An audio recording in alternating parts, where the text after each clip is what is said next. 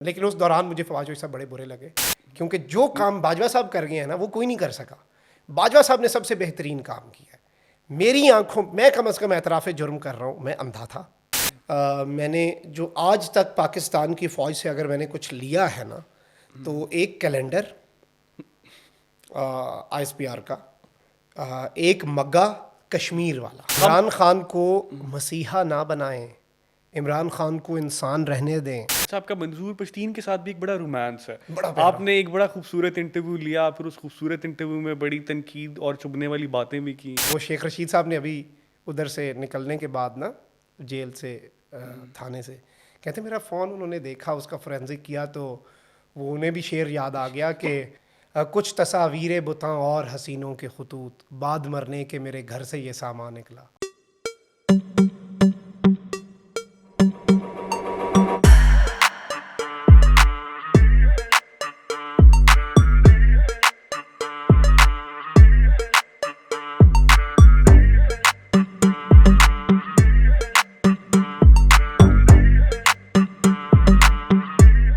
Welcome to another episode of uncut by Ahsan. आज हमारे साथ एक और मेहमान मौजूद हैं जो कि उस सिलसिले की कड़ी है जिसको हमने 4 एपिसोड्स पहले शुरू किया था, जिसमें हम बुनियादी तौर पर कुछ सहाफ़ियों को बुलाते हैं और उनके प्रोफाइल इंटरव्यूज़ करते हैं, जिससे जो ख़बर है बेसिकली जो न्यूज़ मेकर्स हैं उनकी जो अपनी ज़ाती ज़िंदगी है, उनका जो बैकग्राउंड है, उससे रोशनास करें और इससे एक जो बुनियादी चीज़ है जो रिफ्लेक्ट करती है उनकी ओपिनियंस में, वो आपको मालूम होती है कि किस बैकग्राउंड से कौन सा सहाफ़ी आ रहा है और फिर जो उसका स्टांस है, उसकी जो ओपिनियंस हैं वो कितने ज़्यादा उसकी रिफ्लेक्शन है उसके बैकग्राउंड से। तो आज हमारे साथ एक और सहाफ़ी मौजूद हैं, हम चाहेंगे कि उनसे उनके दिल की बातें करें और बड़ी एक कैजुअल सी गपशप हो। Thank you so much Makhdoom Shahabuddin Thank you आपका। for having me. But to be very honest, I am glad कि आप आए, आपने हमारी दावत कबूल की। पहले मैं चाहूँगा कि आपका जो फैमिली का पस मंज़र है, जो फैमिली बैकग्राउंड है, उसके बारे में बात करें। तो आपका प्रिविलेज बैकग्राउंड तो नहीं है? मैं ये समझता हूँ कि जो बैकग्राउंड मेरा था मैं उसे प्रिविलेज्ड समझूंगा और कहूँगा कि आई थिंक कि मेरा जो बैकग्राउंड था वो प्रिविलेज था, क्योंकि मैंने, अगर आप फाइनेंशियल एस्पेक्ट से देखें तो मैंने शायद अपनी ज़िंदगी में कोई इतना बड़ा मसला देखा हो। और वालिद साहब जो थे मेरे, उनकी डेथ बहुत, मैं जब यंग था उस वक्त होगी, आई वाज इन 3 क्लास। अच्छा। तो मैं 3वीं जमात में था जब उनकी डेथ हुई।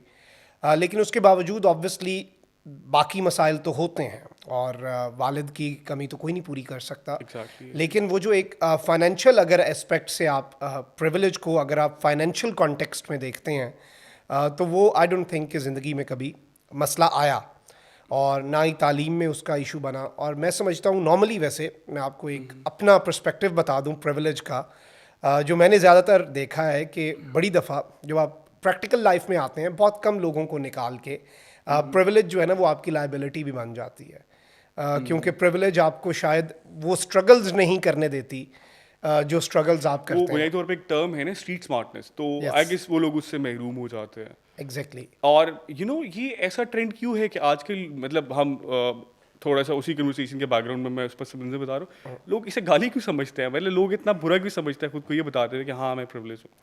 मैं समझता हूँ कि एक थोड़ी हेजिटेशन है। हेजिटेशन क्यों इसलिए ये? है कि वो शायद एक ना, जैसे आप कहते हैं, वैसे मैं जब अपनी इंजीनियरिंग के दौरान था और मेरे किसी ग्रेड में F आ जाता था, मैं फेल हो जाता था, तो मैं अपने दोस्तों को कहता था कोई नहीं मसला, टेंशन नहीं लेनी, मेरी जो टेड टॉक है ना उसमें मजीद मुझे कंटेंट मिल रहा है, बिकॉज इवेंचुअली इंशाल्लाह I would be successful one day.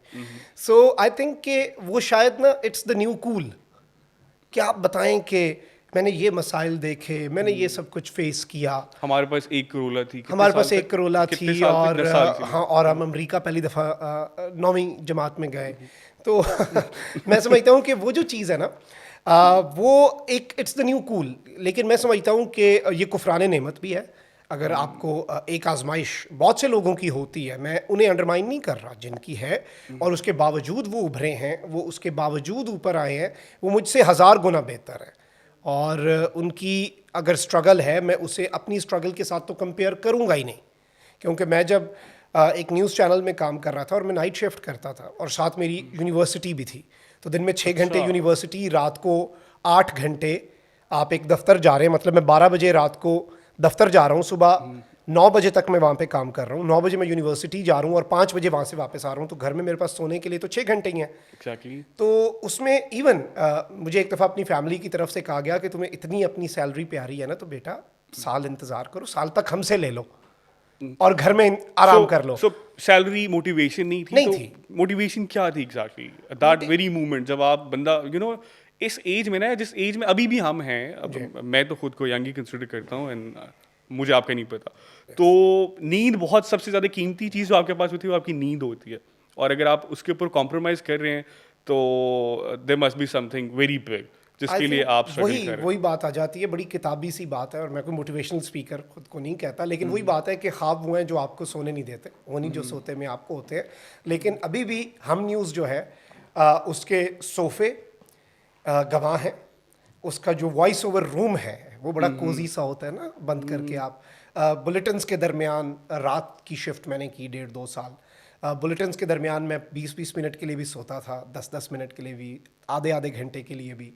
तो वो एक बड़ा, अब देखूं उसे, उस टाइम पे बड़ा अजीब लगता था, लेकिन ऑब्वियसली वो एक पैशन ज़रूर था मीडिया में, कि जब मैं आ गया हूँ अगर एक फील्ड में, ऑब्वियसली वो भी मेरी जो मीडिया में एंट्री है वो बड़ी एक्सीडेंटल है और बड़ा हादसाती तौर पे मैं मीडिया की हम फील्ड में उसके भी आया। बात करते हैं, क्योंकि बिकॉज सबको पता है कि आप एक सिविल इंजीनियर थे मीडिया में आने से पहले।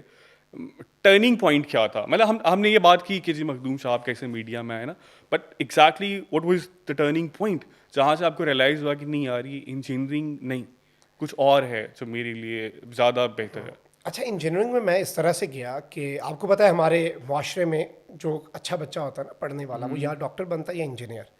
और इवन सिविल इंजीनियरिंग की जो चॉइस है वो आप यहाँ से अंदाज़ा लगा लें कि जब मैंने नर्स ज्वाइन की तो मेरा मेरिट में सॉफ्टवेयर इंजीनियरिंग था। अच्छा। उस टाइम पे सॉफ्टवेयर इंजीनियरिंग ज़रा नीचे होता था, अब तो इट्स ऑन टॉप। तो 1-2 हफ्ते बाद नई मेरिट लिस्ट आई तो मेरा सिविल इंजीनियरिंग में हो गया, मैं उसमें चला गया। वही जो एक रैट रेस होती है कि उससे ऊपर मेरा मैकेनिकल में हो जाता, मैं उसमें चला जाता। मतलब अल्टीमेटली बनना इंजीनियर है। हाँ, बनना इंजीनियर है, क्योंकि पता ही नहीं था क्या करना है। लेकिन मैं डिबेट्स में था बचपन से, तकरीरों वगैरह का शौक़ बहुत ज़्यादा था, और उसी में शायद मेरी जो उर्दू है, बहुत से मेरे टीचर्स का उसमें बड़ा किरदार है। इवन स्कूल में मुझे याद है एक मैम थी, मैम अज़रा, वो बड़े मेरे ना एक एक लफ्ज़ को ठीक करती थी, फिर मैं उनके घर जाकर भी तैयारी किया करता Very था। nice. और वो साथ मुझे खाना भी देती थी, मुझे साथ स्पीचेस भी तैयार करवाती थी। हाँ। और शायद अभी तक मैं वही सब कुछ जो है उसे लेके चलूँ। इवन कॉलेज के टाइम पे it was a boarding school. अच्छा, कुछ लोग ना, रियली सॉरी मैं इंटरप्ट कर रहा हूँ आपको, अब ऐसा होता है कि बहुत से लोग ना कुछ ज़्यादा लकी होते हैं, मतलब उनको ज़िंदगी में ना हर दूसरा बंदा बहुत अच्छा मिलता है जो उनको सपोर्ट करता है, हर फील्ड में, हर इदारे में, हर स्टेप पे। सो क्या आप समझते हैं कि आप इतने लकी थे कि आपको हर जगह पे अच्छे लोग मिले, अच्छे टीचर्स मिले? बिकॉज हर बंदे की ये कहानी नहीं है कि उसको इतने ज़्यादा अच्छे टीचर्स मिले। मैं समझता हूँ इस मामले में आप अगर मैं देखा ये जाए तो आई एम लकी। हाँ, मतलब मैं ये चाह रहा हूँ कि हाउ लकी यू आर, कि लक ने कितना कमाल किया, स्किल तो थे बट लक ने कितना कमाल लक किया। ने बहुत ज़्यादा मेरा साथ दिया। क्योंकि मैंने जब सोशल मीडिया जर्नी भी स्टार्ट की, शुरू में भी मुझे अच्छे टीचर्स मिले, ऐसे जिनकी अभी तक सिखाई हुई चीज़ें शायद मैं गैर महसूस अंदाज में भी, अभी भी शायद जो मैं बोल रहा हूँ उसमें भी कहीं ना कहीं उनका सिखाया हुआ।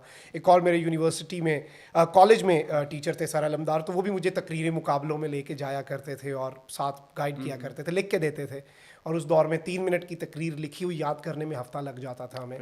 तो वो भी एक टाइम था, लेकिन वही चीज़ ज़ाहिर बात है इवॉल्व करती है, और मैं समझता हूँ मैं इस मामले में बहुत लकी हूँ। चाहे मेरा पहला मीडिया चैनल हो जिसे मैंने ज्वाइन किया, उसके बाद इवन दूसरा जो मैंने चैनल ज्वाइन किया, हम न्यूज़ का जो मेरा एक्सपीरियंस था, उसमें मुझे जो नाइट शिफ्ट में जब रखा गया, मैं समझता हूँ उसमें भी मैं बहुत लकी था कि मुझे प्राइम टाइम में नहीं बिठाया गया, वरना तो मेरा स्किल सेट एक्सपोज हो जाता। I was learning at that time. और अब अगर देखा जाए उस टाइम आपका दिल करता है, किसका नहीं दिल करता ज़्यादा व्यूअरशिप वाले टाइम पे बैठने का। और इवन जब मैंने हम छोड़ा जिस तरह के सर्कमस्टांसेस में, वो भी मेरे लिए बहुत अच्छा साबित हुआ, क्योंकि उसके बाद मैंने ज़्यादा टाइम लगा के अपना डिजिटल मीडिया जो है या अपनी जो सोशल मीडिया की प्रेजेंस है उसे इस्टेब्लिश किया। तो मैं समझता हूँ कि मैं अब अगर देखूँ, एक बिल्कुल बर्ड आई व्यू अपने करियर पे डालूँ, तो जिस टाइम मेरा करियर चल रहा था उस टाइम मेरे साथ जो अच्छा हुआ वो भी अब मुझे लगता है आई वॉज लकी, और मेरे साथ जो उस टाइम मुझे लगता था कि यार ये क्या हो रहा है मेरे साथ, मतलब क्यों नहीं, वो भी अच्छा ही हुआ at the end of the day. अगर आप देखें तो मैं बड़ा ऑप्टिमिस्टिक सा बंदा हूँ, लाइफ को मैं बड़े अच्छे अंदाज में देखता हूँ, अच्छे लेंस से देखता हूँ। और शायद मेरा ये ऑप्टिमिज्म है या क्या है, लेकिन मैं समझता हूँ कि आई बीन सुपर लकी। और मैं हमेशा एक और बात भी करता हूँ, देखें शायद ये मेरा कॉन्सेप्ट है, मैं जब भी किसी से बात करूँ ना तो मैं कहता हूँ कि कभी भी सक्सेस ना मांगे अल्लाह से, डोंट आस्क फॉर इट। हम सब दुआ करते हैं ना मैं सक्सेसफुल हो बिल्कुल, जाऊँ, सब बट आई करते डोंट थिंक कि आपको ये दुआ मांगनी चाहिए, क्योंकि वो तो रहमान है रहीम है, वो तो अपने खजानों से आपको क्या पता वैसे ही सक्सेसफुल कर देना, तुक्का भी चल जाए आपका। लेकिन मैं समझता हूँ आप उससे मेहनत की तौफीक मांग लें, क्योंकि जब आपको वो मेहनत की तौफीक देगा तो उसने सक्सेस तो देनी है, क्योंकि इंसाफ ही है ना। आज मिले, 10 साल बाद मिले, 20 साल बाद आपका वो मोमेंट आए जिसमें आप कहें यार मेरी तो 20 साल की मेहनत रंग ले आई एक ही दम में, तो आपको सक्सेस तो मिलनी है। लेकिन जब आपको उसने मेहनत की तौफीक दी तो उस वक्त जो सक्सेस का मज़ा आएगा, उस वक्त जो वो एक सेंस ऑफ एकम्पलिशमेंट आपको मिलेगा, मैं समझता हूँ उसका मुकाबला कोई नहीं कर सकता। वो किसी एक किसी फीलिंग और जो है चीज़ ना, से नहीं, बिल्कुल। वो सफ़र की एक अलग फीलिंग है। मंजिल पे पहुंच के तो फिर आप परेशान होते हैं अब आगे किधर अब जाएं? आगे क्या करना अब है? आगे क्या करना है? नेक्स्ट स्टॉप क्या है? अच्छा, आप थोड़ा-सा फ्लैशबैक में वापस पीछे जाएँगे, बिकॉज़ जब मैंने पहली दफ़ा मखदूम शहाबुद्दीन को देखा था, तो वो रोज़ न्यूज़ की स्क्रीन थी और प्रोग्राम था हम जवान। तो हम जवान में एंट्री कैसे हुई एग्ज़ैक्टली, वो जो पहला एक्सपीरियंस था ना टीवी के आगे, कैमरा के आगे, वो कैसा था? ये बड़ी हादसाती थी। मैंने आपको बताया वो सिविल इंजीनियरिंग स्टूडेंट, और तकरीरों में पहले से था। तो जब एपीएस का सानिया हुआ ना 2014 में, तो 2015 के शुरू में जब हम यूनिवर्सिटी से घर बैठे हुए थे, तो बड़ा हादसाती तौर पे मैंने एक वॉइस ओवर में एक शायरी, एक नज़्म जो है हालात हाजरा पे, वो पढ़ दी। और मैंने उसे अपने फ़ोन से एडिट करके उसके ऊपर तस्वीरें लगा दी रैंडम, जो रेलिवेंट लग रही थी मुझे। पीछे मैंने थोड़ा सा म्यूज़िक भी लगा दिया, बैकग्राउंड म्यूज़िक, जो मुझे बेहतर लगा। तो मैंने वो अपनी फेसबुक प्रोफाइल पे अपलोड किया। तो उस वक्त आदत थी कि अगर आपकी डीपी पे 100 लाइक्स भी आ जाते थे तो लगता था कि आप आई एम अ मशहूर हैं। सेलिब्रिटी। हाँ। तो मैं वो अपलोड करके सो गया, सुबह उठा तो उसके 20-30 हज़ार शेयर्स थे और बहुत ज़्यादा वो फैली अच्छा। हुई थी। तो मैंने देखा कि डॉक्टर मोईद पीरज़ादा उस टाइम दुनिया न्यूज़ पे प्रोग्राम करते थे, तो उन्होंने भी शेयर की हुई थी। तो मैंने नीचे जाकर उनका शुक्रिया अदा किया। मैंने कहा डॉक्टर साहब thank you very much for amplifying my voice. मैंने बड़ी सख्त अंग्रेज़ी मारी, उनके डॉक्टर साहब के लेवल पे अंग्रेज़ी मारें। तो उसके बाद डॉक्टर साहब ने रिप्लाई किया कि मुझे ज़रा ईमेल तो करो। उन्होंने एक ईमेल एड्रेस दिया। आई ईमेल्ड हिम, तो उन्होंने कहा कि यार ये बड़ी अच्छी तुमने वीडियो बनाई है, ये हमारे हालात पे हमें झंझोड़ के रख दिया, तो मैं इसे अपने ना प्रोग्राम में चलाना चाहता हूँ। अच्छा। दुनिया न्यूज़ पे थे वो। तो उस दौर में वो तज्जिया कार वाला प्रोग्राम करते थे फवाद चौधरी साहब से। तो फवाद चौधरी साहब को मैंने बड़ी बद्दुआएं दी हैं, आज मैं पहली दफ़ा बता रहा हूँ। हुआ ये कि उस दिन मैं टीवी के सामने बैठ गया। मेरे तो ख़ानदान में कोई मीडिया का एक्सपीरियंस नहीं था। मैंने सिर्फ अपनी वालदा को बताया कि शायद आज मेरी वीडियो चले। मैं सबको नहीं बता रहा था, क्या पता ना चले भाई, फिर एम्बेरसमेंट होती है आपको। इंतज़ार में बैठा हुआ, शो शुरू हुआ, 50वां मिनट शुरू हुआ। आपको पता है 50वां मिनट शुरू हो जाए तो क्या होता है। फवाद चौधरी साहब कोई अपनी बात कर रहे थे, वो अपना तज्जिया दे रहे थे, और उन्हें क्या पता मोईद साहब ने और क्या चलाना है। तो डॉक्टर मोईद कहते रहे फवाद बस बस I have to move to the next segment. Fawad एक छोटा सा सेगमेंट है, आपकी बात मैं दिल में कहूँ यार रोज़ आते हो इस प्रोग्राम में, वो मेरी 1.5 मिनट चलने दो। तो वो फिर चल भी गई। और लेकिन उस दौरान मुझे फवाद चौधरी साहब बड़े बुरे लगे। मैं जब आपका इंतज़ार वो और बढ़ा मेरा रहे थे और बेस। इंतज़ार बढ़ा रहे थे। तो वो वीडियो चली, मुझे बड़ी मोटिवेशन मिली, और ये डॉक्टर साहब को क्रेडिट जाता है। तो उन्होंने बड़ा मेंशन किया नस्ट का एक स्टूडेंट है, he has made a documentary और ये वो। तो मैंने उसके बाद एक पेज बनाया, मेरी आवाज़ सुनो, उस पर मैं पोइट्री रिसाइटल आप कह लें था वो बेस्ड। तो वहाँ से अचानक मैं नस्ट में अभी पढ़ रहा था और इंजीनियरिंग से मैं बहुत तंग आ चुका था। इंजीनियरिंग मुझसे उससे ज़्यादा तंग आ चुकी थी। और मेरे डीन ने एक दफ़ा कहा मेरे ग्रेड्स देख के और मेरी हरकतें देख के कि नस्ट का एंट्री टेस्ट सिस्टम बहुत अच्छा है। मैं 5-10 साल से नस्ट में डीन भी हूँ और बड़े अच्छे बच्चे आते हैं, नालायक बच्चे भी आते हैं, लेकिन उसके बावजूद तुम्हें देख के मेरा नस्ट के एंट्री टेस्ट सिस्टम से एतबार उठ गया। अच्छा। तो I was that was very extreme। That was very extreme, but I enjoyed it at that time. तो दोबारा कभी मुलाकात हुई उनसे? हाँ होती रहती है। वो तो अब बड़े क्या कहते वो बड़ा उनका प्यार ही था जिसकी वजह से मैं ग्रेजुएट कर गया, वरना उनकी सख्ती के बावजूद मैं वरना ना करता ग्रेजुएट। औखा सौखा मैं इंजीनियर बन गया। तो उस दौर में अचानक मुझे फेसबुक पे रोज़ न्यूज़ के मालिक हैं न्याजी साहब, उनका बेटे हैं राफ़े। राफ़े ने मुझे मैसेज किया फेसबुक पे एंड आई वाज अमेज्ड। उसने लिखा कि आपको ना, आप तो बड़ा अच्छा काम कर रहे हैं यार, मैंने आपको देखा है यूथ रिलेटेड, तो आपको तो प्रोग्राम करना चाहिए। मैंने कहा अच्छा मुझे प्रोग्राम भी करना चाहिए, अच्छा मुझे मीडिया में भी आना चाहिए। मुझे उस टाइम पता चला। सो मैं रोज़ न्यूज़ गया, वहाँ पे हमने एक प्रपोजल वगैरह बनाया। शुरू में मुझे स्लॉट मिला था, आप अंदाज़ा कर लें, मीडिया के लोग समझ जाएंगे ये स्लॉट होता कोई नहीं है। मुझे सैटरडे को 4 PM का स्लॉट मिला। अच्छा। अब ये 4 PM जो स्लॉट है, ये स्लॉट नहीं है, ये उस टाइम पे तो slot नहीं रिपीट है, चल रहा होता है। बिल्कुल। और 90% ये होता था कि मैं शो रिकॉर्ड करा देता था उस टाइम पे। किसी की प्रेस कॉन्फ्रेंस चल जाती थी, अच्छा। किसी का लाइव कट हो जाता था, ब्रेकिंग आ जाती थी। असल स्लॉट्स तो आपके शुरू होते हैं 7 बजे, Exactly, 8 time बजे, 7, 10 बजे, 8, 11 9, बजे, 10, ये 4 स्लॉट्स हैं। इसके अलावा तो वैसे ही आपने वैसे ही किसी को खुश करना है, और एक दिन हफ्ते में दे दिया, चलो बेटे ने कहा है तो कुछ नहीं होता। उन दिनों में आए इंटरव्यूड रिजवी साहब, क्योंकि उस टाइम पे कोई उन्हें इंटरव्यू नहीं कर रहा था, खादिम रिजवी साहब को, और उनके ऊपर मीडिया ब्लैकआउट था। मैं दोस्त के साथ एक रात गया, नस्ट से ही मैंने अपने दोस्त को पकड़ा, और मैंने इंटरव्यू करने की कोशिश की। मुझे उस रात इंटरव्यू नहीं मिला, मैं अगली रात फिर चला गया, मैंने इंटरव्यू करके रख लिया। अचानक पॉलिसी का शिफ्ट हुआ, पता नहीं कहाँ से, बहुत बड़ी बातें थी, मुझे उस टाइम पे क्या पता वो बातें क्या थीं। अचानक इजाज़त मिल गई। अब कामरान खान साहब ने 10 बजे का टाइम ले लिया, शाहजेब खानज़ादा ने 10:30 का टाइम ले लिया, इजाज़त मिली 5 बजे। मैंने चैनल वालों को कहा कि भाई हमारे पास तो रिकॉर्डेड पड़ा है, फौरी चलाओ। उसने फौरी चला दिया। तो बड़ा वो बना के सबसे पहले एक्सक्लूसिव है, I posted it on Facebook and it got a lot of views, क्योंकि वो और बहुत कोई- वायरल गया था। क्योंकि कोई कवर नहीं कर रहा था ना। तो उस सब में ये हुआ कि न्याजी साहब ने कहा कि बड़ा अच्छा बच्चा है। तो उसके बाद मैं फिर तकरीबन 1-1.5 महीने में ही आई गॉट एलिवेटेड टू 8 बजे का प्रोग्राम, जो करंट अफेयर्स का होता है। उस टाइम पे भी बड़ा मज़ाहिया वाक़या, आपको पता है कि हमारे यहाँ बच्चों की उम्र थोड़ी बहुत ऊपर नीचे लिखवा देते हैं ना बेफॉर्म में। तो मुझे, अब मैं करंट अफेयर्स का प्रोग्राम कर रहा हूँ, बेबी फेस है, सब कुछ है, वो बड़ा मसला है। मैं कोशिश करता हूँ मैं मैच्योर लगूँ, बड़ा बड़ा लगूँ, वो सारा कुछ था। मुझे ना एक दिन एडमिन ने कहा कि आप कहा ना हमने मीडिया कार्ड बनाना है, तो बेटा सर आईडी कार्ड की कॉपी तो दो। तो मैंने कहा वो ना आईडी कार्ड नहीं है, बेफॉर्म है। सीरियसली? उस वक्त आईडी कार्ड भी नहीं था? तो आप अंदाज़ा करें इधर से। तो आईडी कार्ड मैंने बनवाया नहीं था, बनने वाला था बस, आप समझ लें नया नया ही मैं 18 का हुआ था सरकारी तौर पे। तो इधर से आप अंदाज़ा लगा सकते हैं। तो वो एक बड़ा मेरे लिए बड़ा चीज़ थी। मैंने 8 बजे का न्याय साहब के साथ प्रोग्राम किया। इतने में ही हब न्यूज़ जो है वो लॉन्च हो रहा था, और मैंने उसका ऑडिशन दिया। मुझे कोई पता नहीं था न्यूज़ एंकरिंग का, और इल्म भी नहीं था कैसे होती है। तो मैंने पहली दफ़ा प्रॉम्प्टर भी, जब हम न्यूज़ वालों ने मुझे हायर कर लिया उसके बाद देखा। वो बाद में बताते हैं कि आपकी ना पिच और आवाज़ बड़ी हमें अच्छी लगी, उर्दू ठीक थी। हमने कहा आपको नहीं, नया चैनल है, बच्चा ट्रेन कर लेंगे।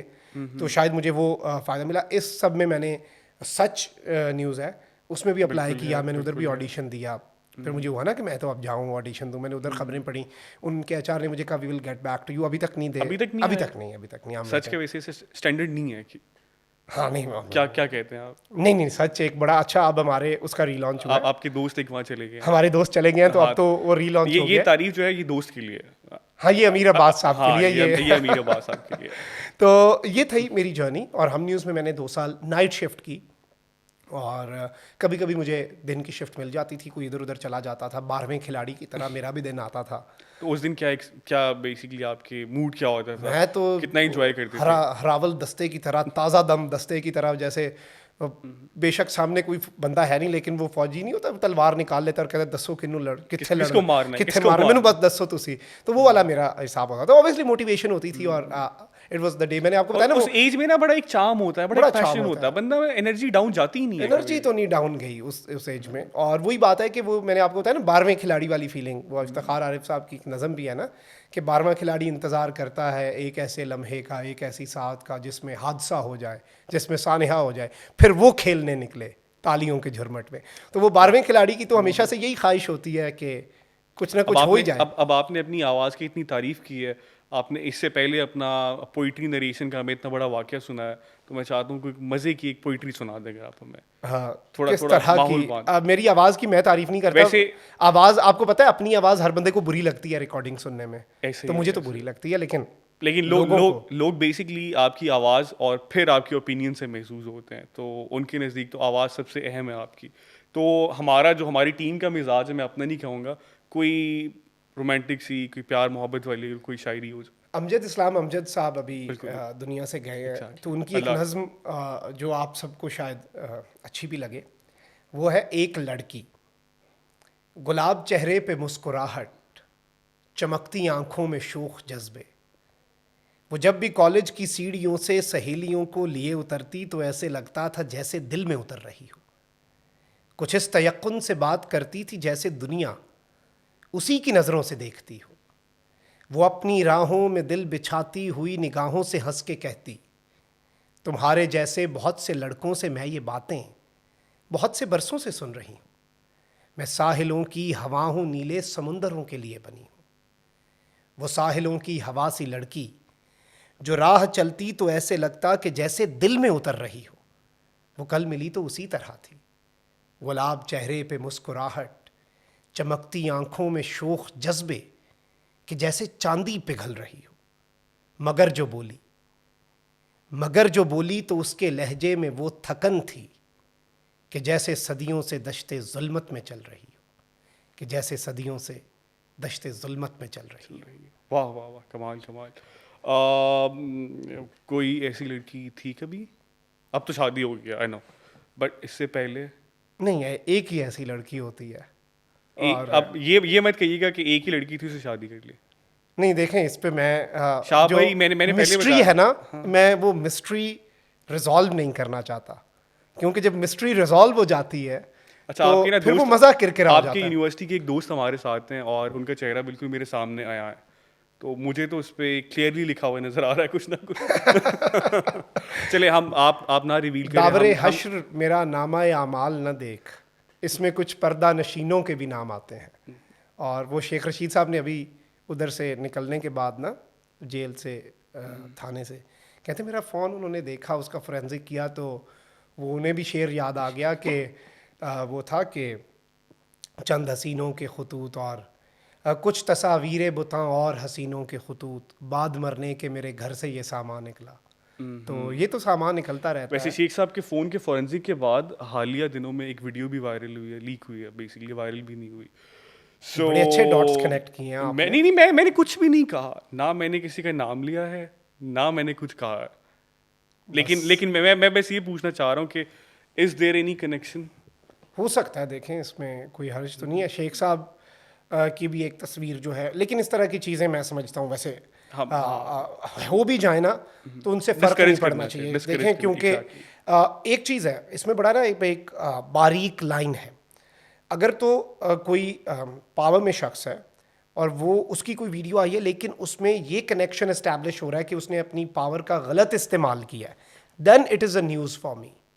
लेकिन अगर इट इज़ इंटायरली प्राइवेट, फिर it's not a news for me. जैसे उसमें अगर कोई इल्ज़ाम एडअप हो जाए कि इसने झांसा दे के, ये करके, केस करके, जैसे एक एहतसाब के इदारा था, उसके सरबराह के ऊपर एक इल्ज़ाम आया, तो that was a news for मी। मैं उसकी कवरेज, तो मेरे लिए ये एक एडिटोरियल पॉलिसी है नॉर्मली। लेकिन अगर कोई बिल्कुल एंटायरली प्राइवेट मामला है, उसमें जो मर्जी वो कर रहा है, नहीं, तो हम एथिकली भी बड़ा बहुत गलत है कि हम Exactly. इस तरह किसी की प्राइवेसी को एक्सप्लॉइट लेकिन हमारे मुल्क में मैं समझता हूँ बड़ी अच्छी रविश चल पड़ी है ऑडियो वीडियोस वाली, कि आपने ना कौम को, आपको पता है एक दौर था जब हम अखबार में पढ़ते थे, और बड़ा अनफॉर्चुनेट दौर था। हम जब अखबार में पढ़ते थे कि आज धमाका हुआ, 12 अफराद शहीद, 50 ज़ख्मी, फिर 30 अफराद, वो छोटी खबर बनती थी जब तक 100 का हम फिगर क्रॉस नहीं करते थे। तो हम इम्यून हो गए थे ना। वो जैसे एक डॉक्टर है, वो जब पहले दिन इलाज करने जाता है और पहले दिन उसका पेशेंट मरता है, उसे 2 दिन नींद नहीं आती। उससे 10 साल बाद पूछो ना कि आपके हॉस्पिटल में आज एक बंदा, कहते हैं हाँ आज एक नहीं 4 एक्सपायर हुए थे, क्योंकि ऑब्वियसली इट्स नेचुरल। तो ये जो ऑडियो वीडियोज़ वाले आजकल एक काम चला हुआ है ना, तो ये कौम को इम्यून कर रहे हैं कि कल को किसी और की भी आ गई तो कौम बहुत कहेगी common हाँ कह कोई नहीं, दोगे, चलो ये तो रोज़ होता है, ये तो छोड़ो, रोज़ का काम छोड़ो, है। let's move तो on। अच्छी चीज़ है ऑडियो वीडियोज़, एक दफ़ा जितनी है ना, जितनी तो निकल सकती हैं। आप समझते हैं, क्योंकि आप खान साहब के उनकी ओपिनियंस के साथ और उनके पॉलिटिकल स्टांस के साथ आप खड़े भी होते हैं, एंड इसमें कोई ढकी छुपी बात है नहीं। लोग कहते हैं, अच्छा, आप नहीं? मैं नहीं कहता। चले, आप नहीं खड़े होते, बट मैं एक और बात पूछ लेता हूँ कि खान साहब के हवाले से कोई इट्स बीन 1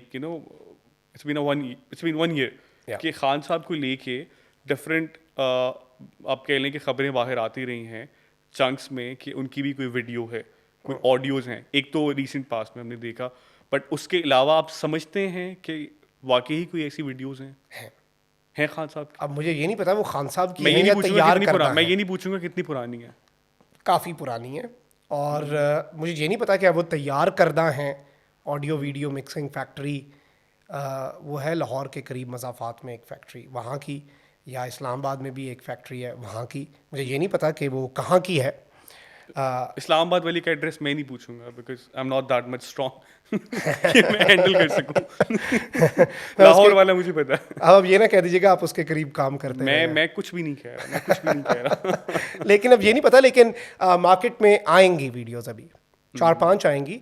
उन वीडियोस की डिटेल्स तक बता दी गई हैं कि उनमें क्या क्या होगा। एक में कोई स्विमिंग पूल इन्वॉल्व है, एक में खान साहब का चेहरा आया है, खातून का नहीं है, और इस तरह की चीज़ें तैयार हैं। लेकिन वही बात कि ये सब कुछ क्यों किया जा रहा है। अब वैसे इस वक्त जो माहौल बन चुका है, मुझे नहीं लगता कि वो पॉलिटिकली डैमेज कर पाएंगी इमरान अच्छा, खान मैंने को। भी देखा है कि इस तरह की जितनी भी ऑडियो लीक्स हुई ना, किसी को पॉलिटिकल सेटबैक नहीं हुआ।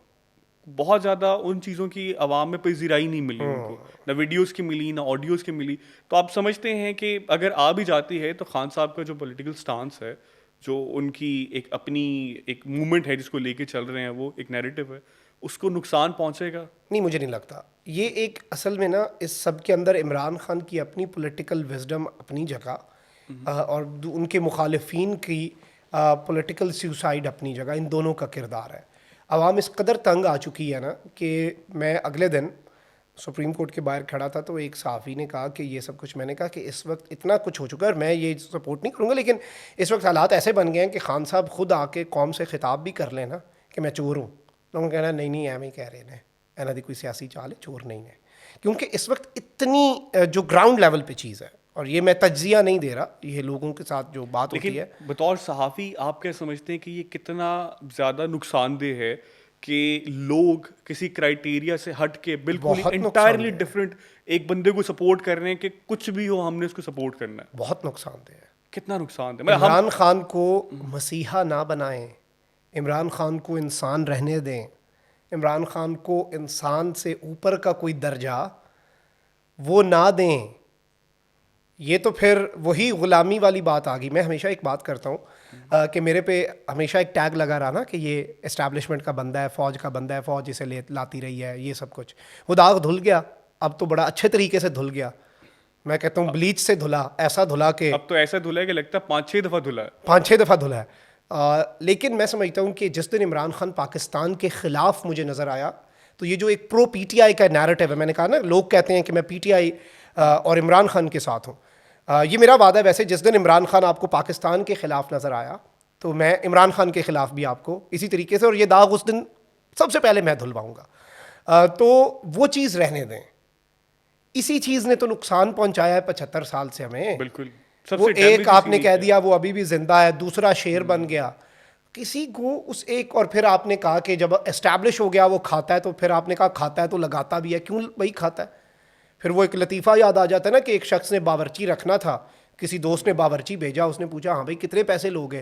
कहता सर वैसे तो 10,000 लूँगा, अगर तो आप घर का सौदा सलफ भी मुझसे मंगवाएंगे फिर मैं 6,000 में गुजारा औखा सौखा कर लूँगा, क्योंकि खाता है तो लगाता भी है। जाहिर सी तो ऐसे तो नहीं होता ना, देखें चीज़ें ऐसे नहीं चलती। तो फिर हमने वो खाता है तो लगाता है वाला चीज़ एक इख्तरा ले आए हम। आपके मुल्क के लिए ये इतनी नुकसानदेह होगी अगर आपने इमरान खान को, जो कि हो रहा है, अब उसमें इमरान खान कुछ नहीं कर सकता, लेकिन लोगों को इस शऊर की ज़रूरत है। क्योंकि आपको तो अच्छा ही लगेगा आपको लोग अंधा एतमाद करें, किसे अच्छा नहीं लगता, लेकिन अंधा एतमाद तो किसी पे नहीं करना चाहिए। आपको हर शख्स के लिए एक पैमाना ज़रूर रखना चाहिए। इमरान खान के लिए चलें ठीक है, आवाम का लाडला है इमरान खान, इमरान खान के लिए लीनियंसी दिखाएं, लेकिन इस्तिस्ना तो ना दें ना।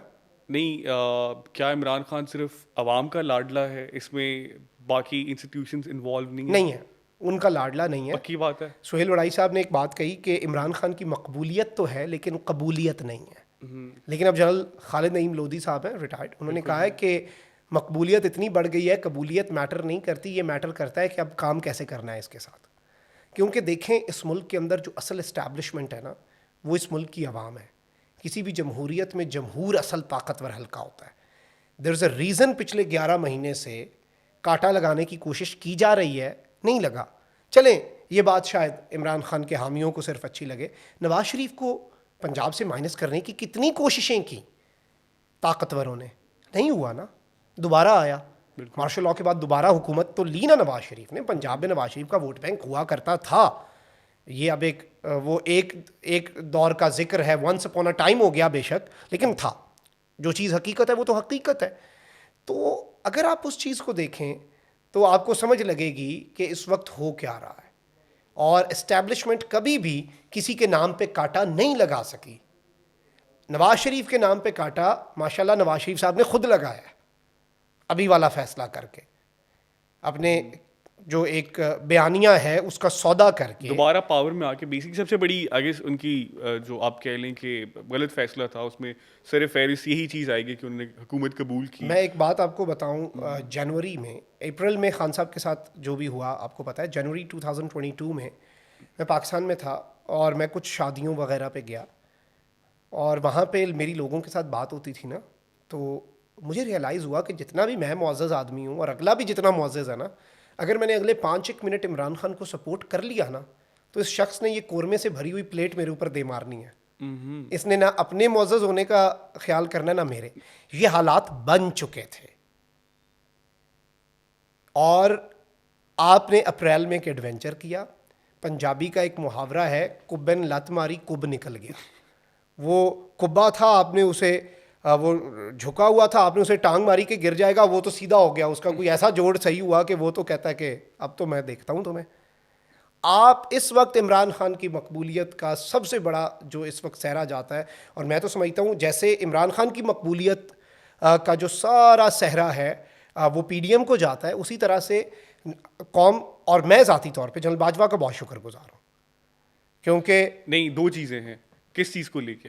जनरल बाजवा का मैं समझता हूँ, शुक्रिया राहिल शरीफ हमने कहा था ना, हमें शुक्रिया बाजवा का ट्रेंड चलाना चाहिए। क्योंकि जो काम बाजवा साहब कर गए हैं ना, वो कोई नहीं कर सका। बाजवा साहब ने सबसे बेहतरीन काम किया है। मेरी आंखों, मैं कम अज़ कम एतराफ़ जुर्म कर रहा हूँ, मैं अंधा था, मेरी आंखों के ऊपर मुताले पाकिस्तान की पट्टी लगी हुई थी। बाजवा साहब आए, उन्होंने कहा कि बेटा ये हकीकत नहीं है, तुम दीवाने के ख्वाब में, फेरी टेल में रह रहे हो। इस रोमांस को जो तुमने हमारे साथ बना रखा है, इसे उठा के बाहर फेंको। मुताले पाकिस्तान ठीक नहीं था, वो फ्लॉड था, हकीकत उसके अलावा है। ये बात मुझे कोई और बंदा नहीं समझा सका जिस बेहतरीन अंदाज में डेमोन्स्ट्रेशन दे के जनरल बाजवा ने मुझे समझाई। और अब तो आंखों से पट्टी उतर चुकी है, अब तो मैं दोबारा किसी को पट्टी चढ़ाने नहीं दूंगा। तो मैं तो अपनी कम इल्मी और जहालत का एतराफ़ करके बाजवा साहब को मुझे वो लाइफ लेसन सिखाने पर शुक्रिया अदा करना चाहता हूँ। इस कौम पर सबसे बड़ा एहसान 75 साल में जनरल बाजवा का है। जनरल बाजवा ने इस कौम पे एहसान किया। जनरल बाजवा इस कौम के मुअल्लिम हैं, उन्होंने इस कौम की तरबियत की, इस कौम की आंखें खोली, इस कौम को सच बताने में उन्होंने डेमोन्स्ट्रेशन दी। अच्छा, आपका अब पूछना ही नहीं चाहिए, बट अब आप हैं तो मैं मौके का फ़ायदा उठाऊंगा, पूछूंगा। आखिरी दफ़ा कब, कभी, या पहले तो ये पूछूंगा कि कभी कोई बराह रास्त कोई गुफ्तगू हुई है आपकी वालिद साहब से, और अगर हुई है तो आखिरी दफ़ा कब हुई थी? मुलाकात या गुफ्तगू? अब जाहिर सी बात है, जो हालात हैं उसमें आखिरी तो गुफ्तगू ही हो सकती है। नहीं, मुलाकात मेरी तो बाजवा मुश्किल है। साहब से कभी गुफ्तगू नहीं हुई, फॉर्चुनेटली। शायद आप मेरे से साल पहले पूछते तो मैं कहता अनफॉर्चुनेटली।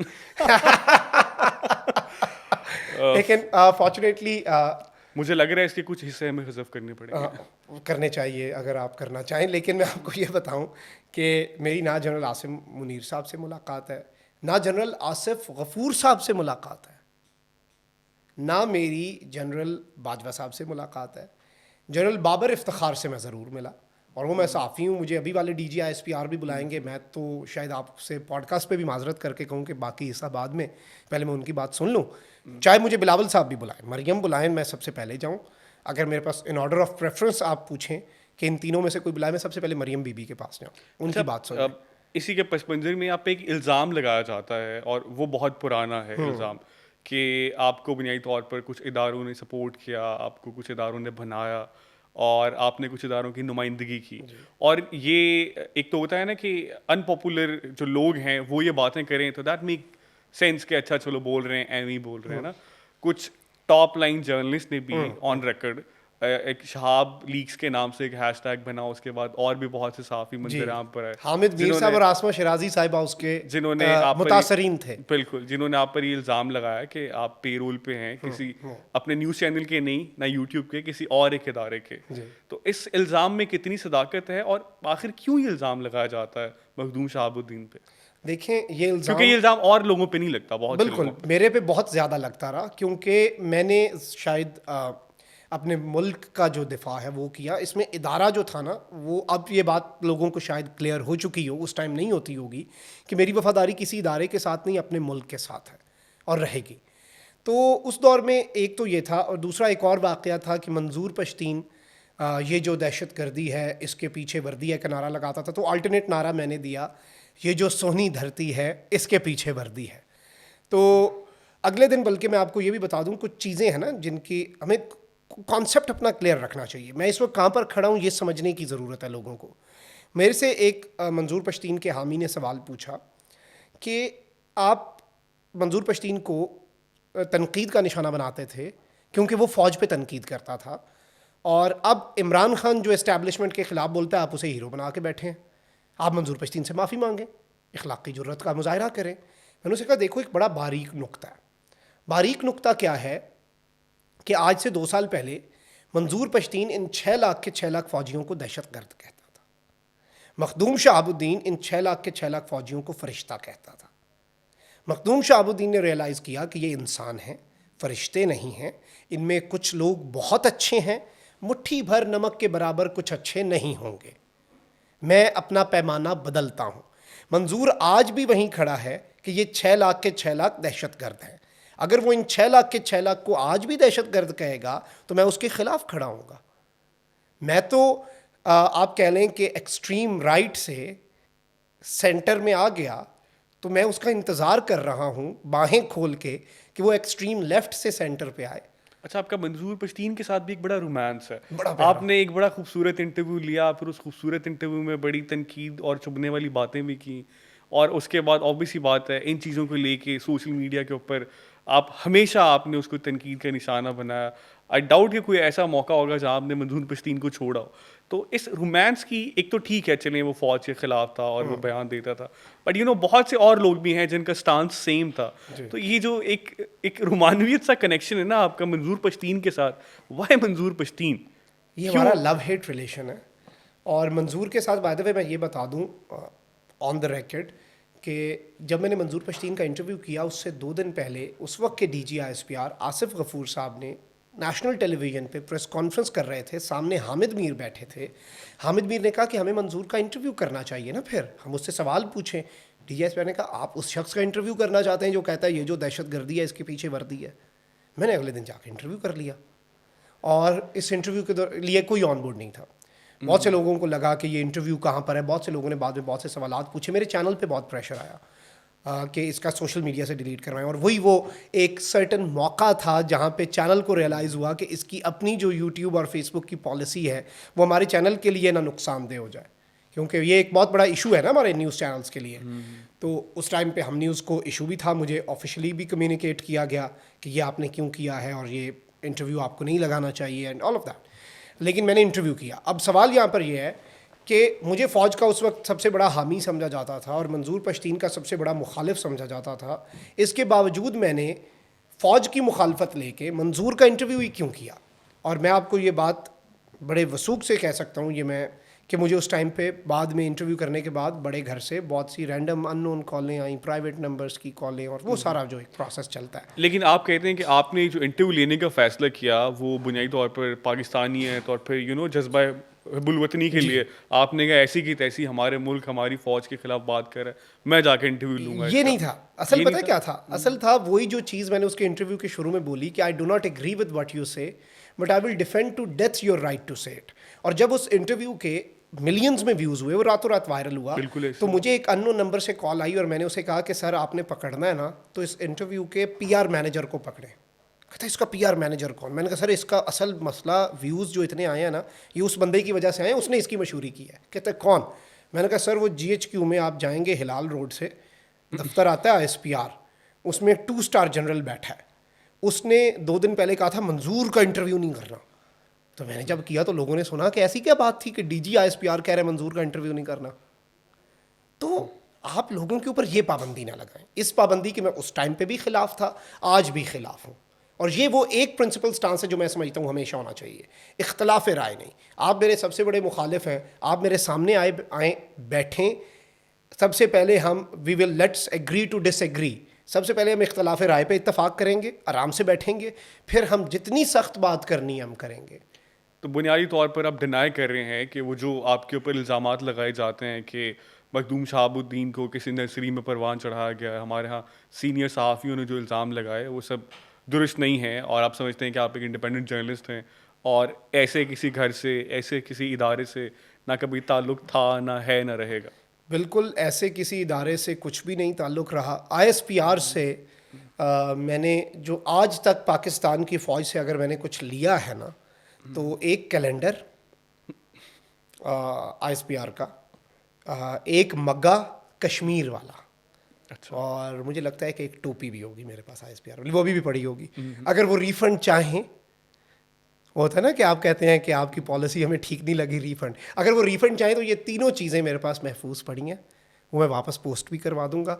इन 3 चीज़ों के अलावा मैंने उस इदारे से कुछ नहीं लिया, और उस इदारे से ना ही मैंने फाइनेंशियली कोई फ़ायदा लिया, ना ही मैंने मीडिया की फील्ड में कहा हो कि भाई मेरा ये काम करवा दें, मुझे इधर भर्ती करवा दें। मैंने ऑडिशंस दे के काम किया है, मैंने ऑडिशंस मेरे ऑन द रिकॉर्ड हैं, और उन्होंने ख़ुद चुना, बड़े मुश्किलात का सामना करना पड़ा। मेरे ऊपर हाथ होता तो आपको लगता है मैं 2 साल नाइट शिफ्ट कर रहा होता, मैं दिन में बैठा होता, किसी अच्छे स्लॉट पे बैठा होता। मैं तो स्ट्रगल वाले टाइम से गुजर रहा था, मेरे लिए वो स्ट्रगल का टाइम था, ऑल्दो मुझे वो लगता नहीं था स्ट्रगल का टाइम। मुझे तो ये काम, अच्छा मीडिया का काम ऐसा है, उस दौर में भी मैं सुबह 8 बजे तक ड्यूटी करता था, और कोई एंकर नहीं ना आता था, मुझे कहते थे आपको 4 घंटे और बैठना पड़ेगा। मैं बड़ा खुश होता था, पैसे नहीं एक्स्ट्रा मिलते मीडिया में, पाकिस्तान में कौन देता है पैसे ओवर टाइम के, वो पूरे पैसे भी दे दें तो बड़ी बात है।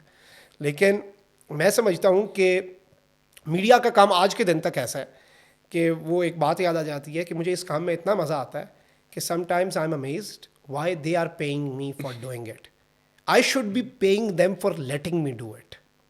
तो इस हद तक आपका पैशन है मीडिया और कैमरा को लेके। अभी आपने जिक्र किया कि ISPR ने आपको जो 3 चीज़ें दी हैं उनमें एक डायरी है, एक कैलेंडर है, टोपी है, और एक कश्मीर वाला मग है। एक इल्ज़ाम आप पे और भी है कि आप इमरान खान का जो नैरेटिव है, जो उनका पॉलिटिकल स्टांस है, उसके बहुत ज़्यादा हार्डकोर आप उसको सपोर्ट करते हैं। तो इमरान खान ने, मैं बुनियादी तौर पे ये पूछना चाह रहा हूँ कि इमरान खान ने आपको आज तक कुछ दिया है, या कुछ दिया है तो वो क्या क्या है? खान साहब का दौर इतना बेहतरीन दौर था मेरे लिए कि मेरा एक घर का काम था, बड़ा जायज़ काम था, कानूनी काम था, जो पाकिस्तान के निज़ाम की वजह से फंसा हुआ था। मैं 3 साल इमरान खान के दौर में कोशिश करता रहा कि वो काम हो जाए, नहीं हुआ, सिफारिश के बगैर। खान साहब का दौर गया, PMLN की गवर्नमेंट आई कुछ दिन के लिए, उन दिनों में मेरा काम हो गया। तो फ़ायदा तो मैंने अभी तक PTI से ये लिया है। खान साहब से जो चीज़ है मैं आपको वो भी बता देता हूँ। 3 पानी की बोतलें, 1 वज़ीर आज़म हाउस में, 2 बनी गाला में, और 1 चाय का कप, जो पता नहीं कैसे मुझे बनी गाला में पिला दिया गया, क्योंकि नॉर्मली आपको पता है चाय शाय वाला मजाक वो खान साहब ने नहीं है रखा हुआ। और मैं अभी ज़मान पार्क गया तो वहाँ पे सामने बिस्किट पड़ा था, किसी की हिम्मत नहीं हो रही थी, और बड़े अरसे से वो बिस्किट मैं देख रहा था खान साहब के सामने पड़ा हुआ, वो लाल सोफे पे जो खान साहब बैठते हैं ना उनके सामने टेबल पे। तो मैं सुबह से भूखा, मैंने कहा चलो एक बिस्किट तो उठा ही लेते हैं, खैर है ज़रा शुगर लेवल आपका ठीक हो जाएगा। तो वो सौगी था, फिर मुझे समझ लग गई कि ये बहुत अच्छे से पड़ा, यहीं के लिए, यहीं के लिए है, ये खाने के लिए नहीं है। तो खान साहब से इन चीज़ों के अलावा कोई फ़ायदा नहीं। मैं इवन आपको ये बता दूँ कि मुनस इलाई ने हमें पंजाब हाउस बुलाया, सारे जर्नलिस्ट डिजिटल मीडिया के, और ये बात ऑन द रिकॉर्ड है। पंजाब हाउस में मीटिंग चल रही थी, सामने खाना पड़ा था, यानी उन्होंने पहले आपको, बड़ा अच्छा मेन्यू था, क्रीम ऑफ मशरूम सूप था, साथ आपका मिंट मार्गरीटा था, और मछली थी, और ढेर सारी 8-9 चीज़ों का एक प्लेटर बना के रखा, साथ साथ गपशप चल रही। तो मैंने सिर्फ पानी पिया, तो उस वक्त मेरे से बाकी सब खा रहे थे, और मुझे लगता है खा भी लेना चाहिए, मसला नहीं अगर आपको कोई खिला रहा है और आपको अच्छा लग रहा है। Although I was hungry but I didn't eat it. मेरे से उन्होंने जब ये पूछा, और सब गवाह हैं कि आप ये क्यों नहीं खा रहे, मैंने कहा कि अगर आपको ख्वाहिश है मुझे खाना खिलाने की या मेरे साथ खाना खाने की, तो या तो मुनस साहब मेरा घर है करीबी बनी गाला, उधर चले जाते हैं, मिलके खाना खाते हैं, या फिर आप मुझे अपने घर बुलाएं, पंजाब हाउस में नहीं।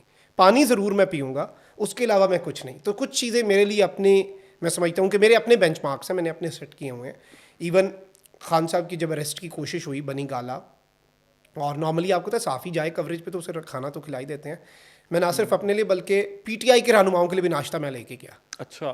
तो मेरी तो ये कोशिश होती है, एक छोटी सी चीज़ है, शायद इससे इतना फ़र्क ना पड़ता हो, लेकिन मैं समझता हूँ कि ये मैंने अपने लिए एक वो जिसे आप कहते हैं ना कि अपने लिए एक आपने line draw कुछ की हुई लाइन ड्रॉ की हुई है कि खाने किसी से पी- कोई फ़ायदा नहीं लेना। खाने पीने से मुझे याद आ गया, सहाफ़ियों के हवाले से एक बड़ा मशहूर फ्रेज़ है, लिफाफा सहाफ़ी ना। तो एक्सेप्ट तो कोई नहीं करता कि उसको कभी कोई लिफाफा मिला है, तो मैं ये पूछता ही नहीं हूँ किसी से। नहीं, मुझे मिले हैं लिफाफे। नहीं, मैं ये पूछ चलें कहाँ से मिले हैं, शादी कैसे वाले मिले? दिन मैंने अनलिमिटेड लिफाफे रिसीव किए, और वो एक दिन होता है जिस दिन सहाफ़ी को लिफाफा रिसीव कर लेना चाहिए, उसके अलावा नहीं। उसके अलावा मैं ये पूछना चाह रहा हूँ कि लिफाफों के लिए कभी अप्रोच किया गया हो, कभी ऐसा हुआ है? यस, बड़े प्यार से, बड़े तरीके से ये तक कहा गया। कितना भारी लिफाफा था? मुझे ये तक कहा गया कि आप जो बाहर जा रहे हैं पढ़ने, तो छोड़े परे क्या फीसें भरनी है आपने, हमें बताएं क्या करना है।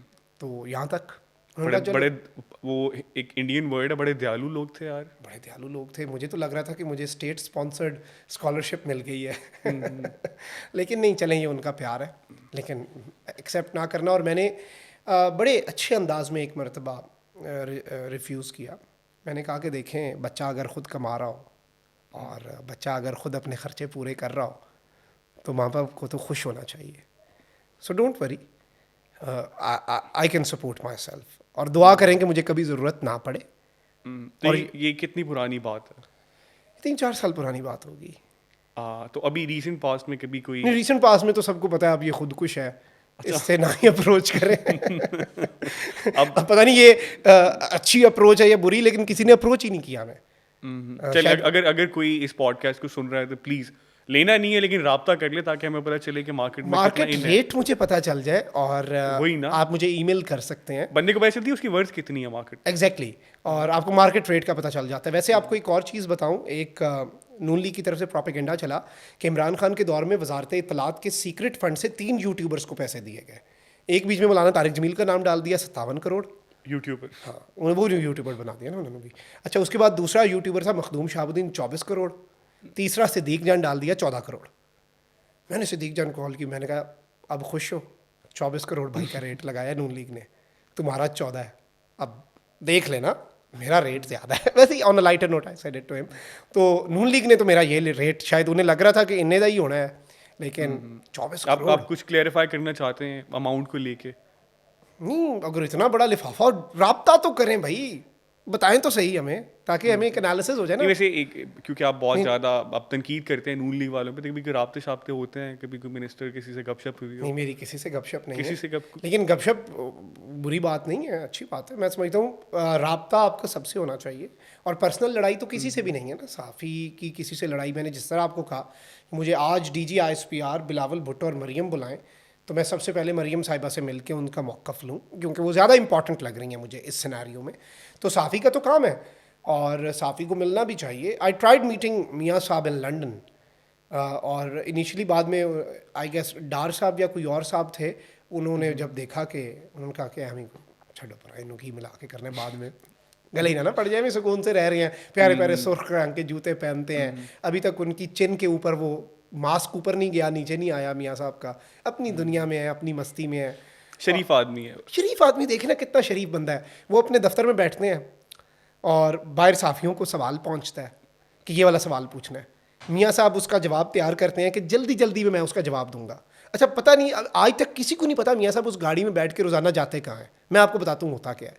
मियाँ साहब निकलते हैं, जल्दी जल्दी साफ़ी सवाल पूछते हैं, मियाँ साहब गाड़ी में बैठते हुए जल्दी जल्दी उसका जवाब देते हैं, गाड़ी का दरवाज़ा बंद होता है। मुझे तो ये लगता है ड्राइवर अगले इशारे से वापस मोड़ के मियाँ साहब को वापस घर छोड़ देता है। तो ये बेसिकली प्रेस कॉन्फ्रेंस की एक्सरसाइज है। हाँ, ये एक छोटा सा ना वो है कि जल्दी जल्दी में जवाब दिया मियाँ साहब ने, और बड़ा बेहतरीन जवाब दिया। अभी आप रिसेंट सवाल देख लें, ये पूछा गया कि मियाँ, वो बड़े तज्जियाती सवालात ही होते हैं, और लंदन में तो आपको पता है कि सारे साफ़ी माशाल्लाह। माशाल्लाह। एनीवेज, तो मैं ये चाह रहा हूँ कि अगर आप कंपैरिजन करें इमरान खान का और फिर मियाँ मोहम्मद नवाज शरीफ साहब का, बतौर सियासतदान नहीं, बतौर इंसान, तो हाउ डू यू रेट मियाँ मोहम्मद नवाज शरीफ एंड इमरान खान बतौर इंसान? करप्शन को एक मिनट के लिए छोड़ दें आप, मैं वो एक आप समझे करप्शन की नहीं है। बड़ा मज़े का लतीफ़ा पढ़ रहा था अभी, जो खान साहब के लिए लोग निकले हैं ना ये इस्लामाबाद अदालतों में, तो वो नवाज शरीफ साहब के साथ किसी ने मीम बनाई हुई थी कि अगर मेरे से लोग इतना प्यार करते होते और निकलते होते, मैं कभी पैसे चोरी ना करता। तो सोचते तो होंगे। ये मीमर्स यार बहुत एक्टिव है, बहुत आई एक्टिव लव इट। और स्पेशली जब मेरी मीम्स बनती हैं, मैं तो वो पर्सनली मेरे फ़ोन में, आप मेरे हक में पोस्ट जो है मैंने कभी सेव नहीं की। मैंने अपनी ड्राइव में, अपने आई क्लाउड में और अपने फ़ोन में अपने खिलाफ मीम्स सेव की हुई हैं, बिकॉज आई इन्जॉय दैम। अच्छी चीज़ है, बुरी चीज़ नहीं है, लोग इन्जॉय कर रहे हैं, करें। लेकिन मैं ये समझता हूँ कि एज अ पर्सन खान साहब बहुत इवॉल्व हुए हैं। मैं मियाँ साहब से पर्सनली मिला हुआ हूँ। वो एक जहाज़ में हमने कवरेज की थी जब वो वापस आ रहे थे और जेल में जा रहे थे 2017 में। आई गेस तब आप हम ही थे। मैं हम में था और मैं बाहर एक कॉन्फ्रेंस के लिए गया हुआ था और वापसी पे कोइंसिडेंस भी हुआ, फिर मैंने अपना थोड़ा प्लान चेंज किया उसी पक्की जहाज बात है, में। कोइंसिडेंस था, बिकॉज उस वक्त बहुत से लोगों ने कहा कि ये प्रॉपर किसी प्लान के तहत बंदा वहाँ पहुंचा। बस वो नहीं, ये कोइंसिडेंस था था। कि नहीं, ये परसेप्शन बिल्ड हुआ था किसी हुआ का था कि ये कोइंसिडेंस नहीं। कोइंसिडेंस नहीं है। हुआ ये था कि मुझे दफ्तर से बड़ी कम छुट्टियां मिली। स्कॉटलैंड में ब्रिटिश काउंसिल की एक ट्रेनिंग कॉन्फ्रेंस थी जिसमें मैं सेलेक्ट हुआ पाकिस्तान से, and it was a fully funded conference. मैं उसमें गया और मैंने 2 दिन लंदन देखना था। मैं पहले दिन लंदन गया तो पता चला मियाँ साहब 4 दिन बाद आ रहे हैं। मैंने हम वालों को लालच दिया, मैंने कहा देखें आप वहाँ से कोई बंदा बुलाएंगे, उसे रिटर्न टिकट देनी पड़ेगी, इधर से कोई भेजेंगे तो उसे भेजने के पैसे भी लगेंगे, मुझे 5 एक दिन की और छुट्टी दे दें, मैं मियाँ साहब के साथ आ जाता हूँ। मैं तो अपनी छुट्टी के लालच में था कि थोड़ा लंदन और देख लूँगा यार, अब इतनी दूर आया हूँ। तो उन्होंने कहा बड़ा अच्छा प्लान है, फ़्लाइट बस चेंज ही करवानी है ना। तो मैंने फ़्लाइट चेंज करवा ली। तो इस तरह का कोइंसिडेंस था। लेकिन मैं मियाँ साहब से मिला नहीं, मेरा इंट्रैक्शन नहीं। इमरान खान में बहुत से फ्लॉज हैं, जैसे उनकी मैं हैं, और वो अपने आप को एक वो ना कहते हैं देखो देखो मैंने करीब से देखा है, वो एक चीज़ ऑब्वियसली। वो एक आप मुझे कोई वाकया भी सुना रहे थे इमरान खान के कि मैंने सब कुछ देखा है, वो प्लीज़ अगर आप हमारे वो देखने वाले को कुछ। खान साहब नॉर्मली ये होता है ना कि वो कहते हैं कि मैंने यूरोप को करीब से देखा, मैं सबको करीब से देखता हूँ। तो यूरोप का सबको, तो मेरे से एक पीटीआई के मिनिस्टर ने पूछा उस दौर में कि आप यूरोप में क्या कर रहे हैं ना। तो मैंने उन मिनिस्टर साहब को कहा कि मैं ना खान साहब की तरह यूरोप को करीब से देख रहा हूँ। और वो मिनिस्टर कोई 5 एक मिनट हंसता रहा, और उस हंसने की वजह मिनिस्टर ही बताएगा, मुझे नहीं पता कि खान साहब यूरोप आप को अगर हमें कोई हिंट दे कैसे दें, करीब से देख रहे थे। आप हमें कोई हिंट दे दें तो शायद हम खुद बता दें कि बस क्या आपको वजह पता है हो। खान साहब कैसे करीब से देख रहे थे, उनकी पूरी हिस्ट्री है। लेकिन मैंने तो अजराए तफन्नो नहीं कहा। लेकिन नहीं, मैं मिनिस्टर का पूछ रहा हूँ, मैं वजह बता सकता हूँ कि मिनिस्टर साहब क्यों हंस रहे थे। मिनिस्टर कौन है ये बता दूं, खान साहब के बड़े करीबी हैं कितने? काफ़ी। मैं नाम लेने में क्या है। बस छोड़ें, वो ज़रा लोगों को मसाला ज़्यादा मिल जाएगा। चलें चलें, लीव इट।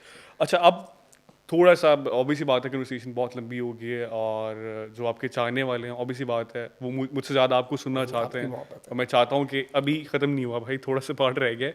इसमें अब ये चाह रहा हूँ कि मैं ऐड ऑन हम करेंगे बेसिकली शहाब लीक्स, बिकॉज उसके बाद बहुत ज़्यादा बात हुई आपके हवाले से मीडिया में, और फिर एक सहाफ़ी कम्युनिटी या आप एक ग्रुप कह लें उसने डिसओन किया कि ऐसा बंदा, ये कैरेक्टरिस्टिक्स वाला बंदा जर्नलिस्ट हो ही नहीं सकता।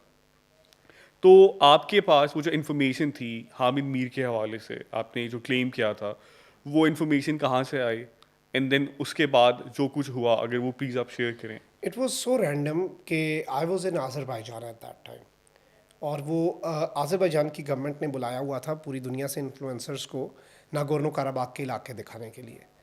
And I was amongst the first जो उधर गए, लैंड माइंस के बावजूद और उस सब के बावजूद हम उधर गए। और मुझे उसमें एक ऑनर भी मिला कि वहाँ पे एक मस्जिद थी जिधर आर्मेनिया वालों ने सूअर बांधे रखे थे। तो लकीली हमारे आने से एक दिन पहले ही आज़रबाईजान के प्रेसिडेंट जो हैं उन्होंने वहाँ पे सफाई करवाई अपनी सरपरस्ती में। तो अगले दिन मैं चला गया, मुझे एहसास हुआ, मैंने उधर अजान दी, तो वो काफ़ी वायरल हुई आज़रबाईजान में भी और टर्की में भी। वो कि एक पाकिस्तानी जर्नलिस्ट ने आके इतने अरसे बाद 20 साल बाद एक ऐसी मस्जिद जहाँ पे सूअर बंधे थे अजान दे दी। तो मेरे लिए वो वैसे पर्सनली ये एक बहुत बड़ी अचीवमेंट थी। लेकिन उसी जगह पे मैंने वहाँ से वापस जाना था अपनी यूनिवर्सिटी डेनमार्क। तो अचानक मैं होटल में बैठा हुआ था और गाड़ी आने वाली थी जिसने मुझे एयरपोर्ट लेके जाना था। मैंने हामिद मीर साहब का मेरी पेज नज़र से गुजरा, वेरीफाइड था फेसबुक पे। मैंने उसके एडमिन्स देखे क्योंकि मुझे शौक़ है ये ज़रा सबके देखने का कैसा चल रहा है, सोशल मीडिया को स्पेशली उस हिसाब से देखने का। तो मैंने देखा इंडिया से, मैंने फ़ौरी अपने भाई को पाकिस्तान में कॉल की, मैंने कहा उधर से ज़रा चेक करो क्या आ रहा है। उसने कहा यार ये तो इंडिया से आ रहा है। मैंने कहा चलो फ़्लाइट लेट होती है कोई और देख लेगा। मैंने पूरा उसके ऊपर थोड़ी सी रिसर्च की, वीडियो बनाई, जहाज़ में चढ़ते चढ़ते मैंने अपलोड कर दी। 6 घंटे की फ़्लाइट थी, 6 घंटे बाद मैं उठा, मैंने देखा, मैंने कहा ये तो सब कुछ हिला पड़ा है। और वो पेज भी चोर की दाढ़ी में तिनका की मिसदाक गायब हो चुका है। गायब हो गया था वो। तो वो इतनी रैंडम थी चीज़, लेकिन वो मेरी नज़र से गुजरी। मैंने उसे फिर डिग इन किया, फिर मैंने उसके थोड़ी चीज़ें पढ़ी कि ट्रांसपेरेंसी फेसबुक की क्या होती है, एडमिन का वहाँ से होना क्या है। और वो एक इंडिया से एडमिन उनके पेज का था। उसी तरह से आसमा शराजी साहिबा जैसे एक नेटवर्क के साथ थी, वो इंडिया से ऑपरेट हो रहा था, और उस वक्त इन्होंने ये भी किया कि इन्होंने कहा कि मखदूम शाह की अपनी वेबसाइट भी इंडिया से चल रही है, इन्होंने काउंटर किया उसे। मैंने तो लीगल नोटिस सर्व कर दिए 9 सहाफ़ियों को 2-2 करोड़ हर जाने के, उन्होंने उस पर कुछ नहीं किया। तो लेकिन जाहिर बात है कि वो एक चीज़ थी। अब उसमें बहुत से लोग ये भी कहेंगे, इवन आपको पता है कि उसके बाद 1-2 महीने बाद मैं पाकिस्तान आया तो मैं DG बाबर इफ्तिखार से मिला और मेरी एक तस्वीर आई। तो गुल बुखारी साहिबा जो है ना, उन्होंने मेरी वो तस्वीर लगाई और साथ लिखा कि ये वो शख्स है जो हामिद मीर और आसमा शराजी को गद्दार कहता है, फिर ना पूछना कौन कहलवाता है। यानी वो DG के साथ तस्वीर लगाई। तो मैंने अपनी मियाँ नवाज शरीफ साहब और मरियम नवाज शरीफ साहिबा के साथ तस्वीर लगा दी और साथ लिखा ये मखदूम शहाबुद्दीन है, ये गुल बुखारी को बिकाऊ माल कहता है, फिर ना पूछना कौन कहलवाता है। मतलब तस्वीर का ये तो आप नहीं लिंक कर सकते ना, मैंने वो एक स्टेटमेंट क्रिएट करने के लिए मैंने वो चीज़ की। तो लेकिन इसके बाद मैं बेसिकली पता है हमारे यहाँ ना जिस तरह यही गद्दारी के सर्टिफिकेट्स बिकते हैं, कौन पाकिस्तानी है कौन स्टेट के ख़िलाफ़ है, इस तरह ना जो हमारी सहाफ़ी कम्युनिटी है ना उसमें भी कुछ सर्टिफिकेट्स बिकते हैं। ये यूट्यूबर है, ये जर्नलिस्ट नहीं है और ये जर्नलिस्ट है। सो उस इंसिडेंट के बाद बुनियादी तौर पर आप पे ये भी इल्ज़ाम है ये तो सहाफ़ी है ही नहीं, ये तो जर्नलिस्ट ही नहीं है। तो आप क्या समझते हैं कि क्या ये दुरुस्त है कि एक सहाफ़ी बैठ के ये डिसाइड करे कि क्योंकि इसने फ़लाँ बंदों के ख़िलाफ़ वट जो भी उसके पीछे स्टोरी थी वो सही है गलत है जो भी है, हम उस डिबेट में जाते ही नहीं है, लेकिन किसने किसी सहाफ़ी को ये राइट दिया है वो डिसाइड करे ये जर्नलिस्ट है, ये इंडिपेंडेंट जर्नलिस्ट है, ये यूट्यूबर जर्नलिस्ट है, ये फ़लाँ जर्नलिस्ट है? अच्छा, ये बड़ी इंपॉर्टेंट चीज़ आपने कही है क्योंकि ये डिबेट अभी भी चल रही है और मैं ये समझता हूँ कि ये सहाफ़ती बदमाशी है कि मैं जिसका मर्जी स्कैंडल ले आऊँ, मैं जिसकी मर्जी पगड़ी उछाल दूँ, मैं अनटचेबल हूँ। मतलब एक्सपोज करने वाला एक्सपोज नहीं हो सकता। आज कोई शख्स मेरे ऊपर स्टोरी करे, मैं उसे काउंटर तो करूँगा, क्यों नहीं करूँगा, मेरा राइट है, मैं जवाब दूंगा उसे। लेकिन मैं ये कहूँ कि इसने किया क्यों है भाई, ये तो है ही नहीं, इससे तो राइट ही नहीं है। क्यों नहीं राइट भाई, आपको राइट है। आप पिछले 20 साल से इलेक्ट्रॉनिक मीडिया में बैठ के जो मर्जी करते हैं, जिसकी मर्जी पगड़ी उछालें, जिसकी मर्जी आप स्कैंडल लेके आ जाएं, वो सही साबित हो या गलत, जैसे आपने कहा वो एक अलग डिबेट है, उससे हम हट जाते हैं, मैं गलत हूँ ठीक है। लेकिन यहाँ पे एक बड़ी अहम चीज़ है, इन्होंने ना यूट्यूबर को एक गाली बनाया। बहुत से मेरे दोस्तों ने कहा कि उस टाइम पे जो हम मेन डिजिटल मीडिया के लोग थे कि हम ना अपनी टर्म क्या रखें, डिजिटल मीडिया जर्नलिस्ट कहें हम अपने आप को। मैंने कहा नहीं, ये आपके लिए यूट्यूबर को गाली बना रहे हैं ना, तो आप अपने आप को आप यूट्यूबर बनाएं। इस वक्त आप सलीम साफ़ी साहब का दिल खोल के देख लें, हामिद मीर साहब का दिल खोल के देख लें, वो भी अंदर खाते बड़े होकर यूट्यूबर बनना चाहते हैं। मंसूर अली खान साहब तो बन गए, उन्हें मुबारक हो। तो यूट्यूबर तो अब एक मैं समझता हूँ कि वो टर्म बन चुकी है। बीच में एक टाइम आया जब ये कहते थे ये 50-50 हज़ार वाले यूट्यूबर, हामिद मीर साहब ये करते थे। और मैं समझता हूँ कि अगर कोई 50,000 भी कमा रहा है, ये भी उनके जहन के अंदर ना वो एक एलीट माइंड सेट है ना, ये 50,000 वाले यूट्यूबर ये बताएंगे। मतलब आप 50,000 को बीच में लाके कह रहे हैं कि ये 50,000 अगर कमा रहा है, आज भी अगर कोई यूट्यूबर 50,000 कमा रहा है और मैं ज़्यादा कमा रहा हूँ, who the hell I am कि मैं उसे कहूँ कि ये 50,000 वाला यूट्यूबर। मुझे उसके स्किल सेट पे मैं बात कर सकता हूँ, उसके एक्सपीरियंस पे बात कर सकता हूँ, उसकी इनकम पे तो नहीं कर सकता। देखिए ये 50,000 वाला यूट्यूबर, ये लाख वाला यूट्यूबर, तुम 10 लाख वाले सहाफ़ी, फलाना 15 लाख वाला एंकर, ये चीज़ मुझे लगा कि ये गलत है। डिफ्रेंसिएशन कर लें, बट एक चीज़ को फिर उस टर्म को गाली बना दें, उसको अगर किसी को नीचा दिखाने के तो यूट्यूब जर्नलिस्ट है। हमारे यहाँ एक मैं वाक़या बताता हूँ, इसी पॉडकास्ट पे हमारे एक सहाफ़ी है, बड़े सीनियर सहाफ़ी है। अब जो सीनियर सहाफ़ी होते हैं ना, इनकी एक अपनी ईगो होती है, एक इनकी अपनी बबल होती है, और जब आप उस बबल को पिंच करते हैं ना तो उनको बहुत बुरा लगता है। तो मैंने एक सवाल पूछा एक सहाफ़ी से जो इसी पॉडकास्ट में आप ही की चेयर पे बैठे हुए थे, और वो कहते हैं बस यही वजह है कि मुझे ये जो नए आने वाले जर्नलिस्ट नहीं अच्छे नहीं लगता। ना इनको आइन का पता है, ना इनको दस्तूर का पता है, ना इनको पार्लियामेंट्री जो अफेयर्स हैं उनका पता है, बस ये बैठ के सवाल पूछ लेते हैं। अब दो तरीके होते हैं, मैं गलत सवाल कर सकता हूँ, आप गलत बात कर सकते हैं, अब उसको दुरुस्त कैसे करना है। तो ये लोग अपनी ईगो पे चीज़ों को ले लेते हैं और फिर अगले बंदे को रियलाइज़ कराना कि यार तुम ये नहीं हो, तुम जो बता रहे हो, और तुम जो हो वो ये यूट्यूब जर्नलिस्ट है, ये 50,000 वाले जर्नलिस्ट हैं, ये वाले जर्नलिस्ट है, ये बड़ी गलत चीज़ है। लोगों की पहचान उनका काम है, ये नहीं है कि वो जर्नलिस्ट हैं या नहीं है। और आज आप देख लें कि 2 साल पहले इन्होंने ये टर्म यूट्यूबर को गाली बनाने की कोशिश की, आज आप व्यूअरशिप देख लें किसकी ज़्यादा है। आज सारे यूट्यूब पे आज सारे यूट्यूब पे हैं और आज यूट्यूब पे इनके साथ वही हुआ है जो जब अखबार के बाद टीवी आया था ना, तो अखबार का साफ़ी जो है ना, वो सूटा मार के कहता था, अरे यार ये इलेक्ट्रॉनिक मीडिया बैठ जाना है, ये क्या हर घंटे बाद खबर दो, जब तक 4 कप चाय के नहीं होंगे, जब तक 5 सूटे नहीं मारूंगा तब तक तो लीड नहीं निकलेगी, लाइन ही नहीं निकलेगी तब तक, तो छोड़ो परे, ये तो खुद ही अपनी मौत मर जाएगा। जो सहाफ़ी उस टाइम पे ये बात करते थे और उन्होंने नए आने वाले एक ट्रेंड को अपनी तरफ से, ये कौन सी सहाफ़त है, ये सहाफ़त कर रहे हैं, सहाफ़त तो हम कर रहे हैं, इन्होंने भी यही किया। और अब इनका भी हाल और इलेक्ट्रॉनिक मीडिया का भी हाल वही हो चुका है जो प्रिंट मीडिया का हुआ। और ये हर दौर में मसला आता है। मैं वैसे हमेशा ये बात करता हूँ कि दुआ करनी चाहिए कि अल्लाह हमें इस तरह का स्टबन सीनियर ना बनाए अपने जूनियर्स के लिए, कि जब हो सकता है आगे जाके VR आ जाए, 360 डिग्री आ जाए और मुझे वो वाला कैमरा ना चलाना आ रहा हो, जैसे अभी हमारे सीनियर्स को वो टेक फ्रेंडली नहीं है, तो हो सकता है अगले दौर में मैं भी टेक फ्रेंडली नहीं होऊंगा ना। वो एक बात है ना कि किसी का शेर में पढ़ रहा था, उसका मफहूम ये था कि क्या पता ये अहद जहालत हो अगले लोगों का, और आइंदा आने वाले लोग हमारी रिवायात पे हंसें जैसे हम 100 साल पुरानों पे हंसते हैं। अच्छा ये भी होता था, कितने जाहिल थे यार। तो आप एवोल्यूशन जो है ना, उसे अगर खुली बाहों से एक्सेप्ट करेंगे और आप इस चीज़ को समझेंगे कि एक साइकिल ऑफ लाइफ है, आज अगर कोई नौजवान ऊपर आ रहा है तो कल उस नौजवान ने नीचे जाना है, और उसकी जगह पे there will be a youngster in 20 years, mark my words, जो मुझे रिप्लेस करेगा। और अगर मैं उस टाइम पे बन के बैठ जाऊँ कि इसे क्या पता है, ये क्या वो क्या, मैं समझता हूँ वो चीज़ गलत है। और वो आपकी ग्रेस को भी ख़त्म करता है, और वो जो एक स्मूथ ट्रांजिशन होती है ना जनरेशन्स के अंदर, हर इंडस्ट्री में है, चाहे आप मूवी इंडस्ट्री देख लें, चाहे आप सॉन्ग इंडस्ट्री देख लें, उसमें एक ट्रांजिशन है, और वो ट्रांजिशन जितनी स्मूथ होती है उतनी वो इंडस्ट्री ग्रो करती है। आप अपने आप को इवॉल्व करने की कोशिश करते हैं, क्योंकि देखें यू आइदर पेरिश और यू इवॉल्व। दुनिया का तो यही, हमने पूरी दुनिया में ये सीखा ना, या तो आप दुनिया के साथ इवॉल्व करते हैं या आप पीछे रह जाते हैं, या आप एक्सटिंक्ट हो जाते हैं। तो हमें इवॉल्व करना चाहिए, और अगर हम इवॉल्व नहीं कर पा रहे तो हमें दूसरों को अंडरमाइन करके बैठ के आप tea in a storm cup लाते रहेंगे, जितने मर्जी तज्जिए देते रहें, वो तो आगे निकल जाएंगे, वो तो अपने काम में जुटे हुए हैं ना। आप तो उसकी टांगिंग खींचने में, वो है कि अपनी तामीर उठाते तो कोई बात भी थी, तुमने एक उम्र लगा दी मेरी मिसमारी में।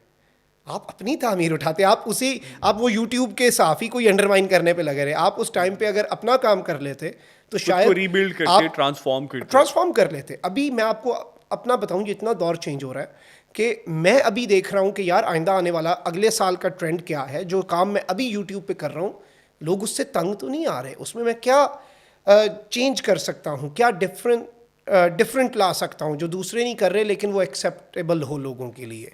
और कमेंट्स पढ़ना, लोगों का समझना, किसी को मेरी व्लॉग ज़्यादा लंबा लग रहा है, किसी को मेरा इंट्रो लंबा लग रहा है, ये छोटी छोटी चीज़ें हैं, लेकिन आप सीखते हैं, आप इवॉल्व करते हैं, और ऐसे आप रेलिवेंट रहते हैं बुनियादी तौर पर। अच्छा, मैं क्योंकि यूट्यूबर्स की बात हो रही थी, तो एक यूट्यूबर्स हैं बड़े मशहूर हैं, आदिल राजा साहब। वो मैं ये चाहूँगा कि अगर आप प्लीज़ उनके ऊपर बताएं कि आपकी आदिल राजा की जो स्टांस है या उनका जो पॉइंट ऑफ व्यू है, उसके ऊपर आपका अपना क्या वन सेंट है। आदिल राजा साहब से मेरा बड़ा अच्छा ताल्लुक़ है, और उस दौर का ताल्लुक़ है जिस दौर में हुब्बुल वतनी के बेसिकली हमें जुर्म का मुर्तकिब समझा। अब तो हम गद्दार हो गए ना, तो मेरा उनसे उस दौर का ताल्लुक़ है। अच्छा, जब वो पाकिस्तान की नज़रियाती सरहदों के मुहाफ़िज़ हुआ करते थे बिफ़ोर द रजीम चेंज ऑपरेशन।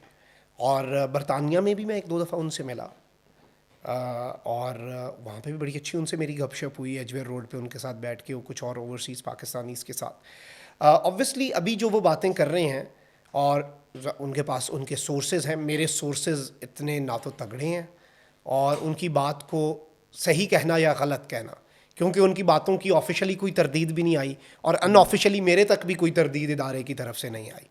तो तरदीद मेरे पास नहीं पहुंची, लेकिन उनका जो मौक़िफ़ है वो लगातार मेरे पास पहुंच रहा है। तो मैं उस पर इसलिए भी कमेंट नहीं करूँगा क्योंकि दूसरी साइड की स्टोरी ऑफिशियली तो नहीं आ रही। ISPR प्रेस रिलीज देना भी नहीं चाहिए ISPR को, ऑब्वियसली वो एक उसकी एक वो रहनी चाहिए, लेकिन अनऑफिशियली भी हमारे तक कोई बात नहीं आ रही।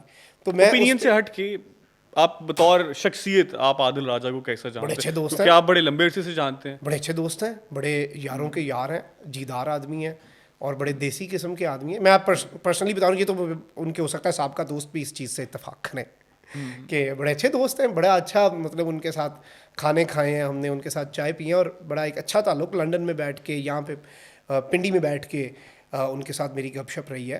और कुछ दोस्तों के तवसुत से, जैसे एक ग्रुप होता है, आप बैठ के इस्लामाबाद के किसी कोसार में बैठ गए, आप किसी कवाली सुन रहे हैं, चाय पी रहे हैं, इस तरह की बड़ी महफिलें लगी हैं। तो मैं समझता हूँ उनके साथ वो ताल्लुक़ तो हमेशा रहेगा। नज़रियात में शायद मैं उतना आगे नहीं हूँ, उतना खुल के खेलने वालों में मैं नहीं हूँ। अब मैं सही हूँ या गलत हूँ, ये फ़ैसला तो तारीख़ करेगी, और मैं अभी कुछ नहीं कह सकता। हो सकता है मैं गलत भी हूँ, मेरी नीयत ठीक है, लेकिन मैं हो सकता है मैं उनकी भी नीयत ठीक हो सकती है। अच्छा, जो बातें आदिल राजा इंग्लैंड में बैठ के कर रहे हैं, वही बातें पाकिस्तान में बैठ के भी कुछ लोग कर रहे हैं।